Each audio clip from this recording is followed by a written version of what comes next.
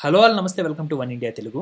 YCP కీలక నేత ఇంకా రాజ్యసభ సభ్యుడు విజయసాయిరెడ్డి గారి బావమరిది గడికోట ద్వారకానాథ్ రెడ్డి తెలుగుదేశం పార్టీలో చేరుతున్నారు. ఆయనతో పాటు ఆయన కుటుంబ సభ్యులు కూడా పార్టీ మారనున్నారు. ఎంపీ విజయసాయిరెడ్డి భార్య ద్వారకానాథ్ రెడ్డికి సొంత అక్క. ఆయనతో పాటు ఆయన అన్న గడికోట సురేంద్రనాథ్ రెడ్డి, ఇంకా అక్క హరెమ్మ అంటే నందమూరి తారకరత్నకు అత్త ఆమె, వీళ్ళు కూడా పార్టీ మారనున్నారు.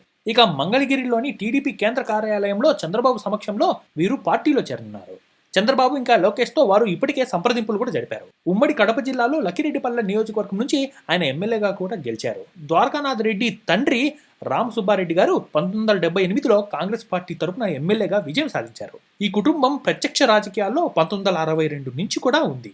ఇక ద్వారకానాథ్ రెడ్డి 1994లో లక్కిరెడ్డిపల్లి నియోజకవర్గం నుంచి టీడీపీ ఎమ్మెల్యేగా కూడా గెలుపొందారు. ఇక 1999లో టీడీపీ టికెట్ ఇవ్వలేదు. దీంతో ఆయన మారిన రాజకీయ పరిణామాల నేపథ్యంలో కాంగ్రెస్ పార్టీలో చేరారు. ఇక ఆ తర్వాత ఈ నియోజకవర్గం రద్దు కాగా మండలాలన్నీ రాయచోట్లలో కలిసిపోయాయి. ఇక 2009లో కాంగ్రెస్ పార్టీ నుంచి టికెట్ ఆశించారు కానీ దక్కలేదు.